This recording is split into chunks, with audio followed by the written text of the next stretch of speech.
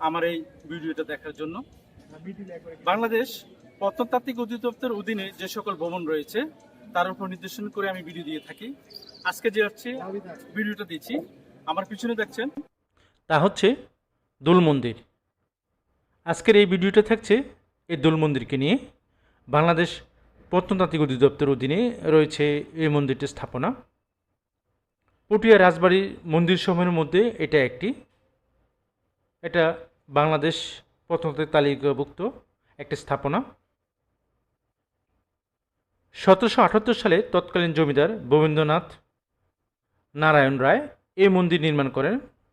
প্রচলিত লোককথা অনুযায়ী এটি কোনো পুজোর পার্বণের জন্য নির্মিত হয়নি, বরং জমিদার বাবু তার কিশোরী স্ত্রীর সঙ্গে লুকোচুরি খেলার জন্য খেলার স্বরূপ এই বহুতল ভবনটি নির্মাণ করেন।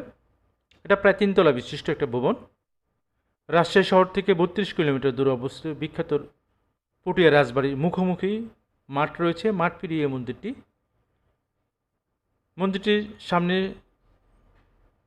পটিয়া রাজবাড়ি, আর পিছনে রয়েছে শিব মন্দির এবং রথ মন্দির, দুটো মন্দির রয়েছে। মন্দিরের ভিতরে কোনো দেবদেবীর মূর্তি নেই। আপনারা দেখছেন এটা হচ্ছে মন্দিরটির পূর্ব পাশ। আপনারা দেখছেন ভিতরে খুব সাদা সিধা, কোনো কারুকাজ সম্পূর্ণ নয় এটা এই মন্দিরটি। অন্যান্য মন্দিরে যেরকম পোড়ামাটির শিল্প স্থাপনা কারুকাজ সম্পূর্ণ রয়েছে, এটাতে তেমন না।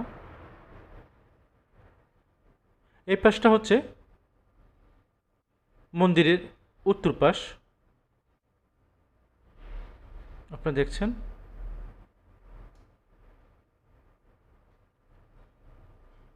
ইট ও সুরকি দ্বারা নির্মিত এই ভবনটি, প্রায় 4 তলা বিশিষ্ট এই ভবনটি।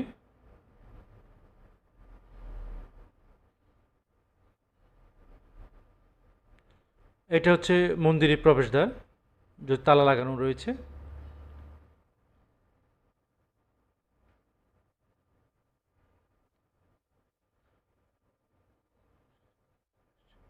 মন্দিরটি এমনভাবে তৈরি করা হচ্ছে, প্রতি তলায় থেকে পরবর্তী তলা ছোট, পরবর্তী তলা আরও ছোট, এভাবে সংকুচিত হয়ে আসছে মন্দিরটির উপরে অংশে।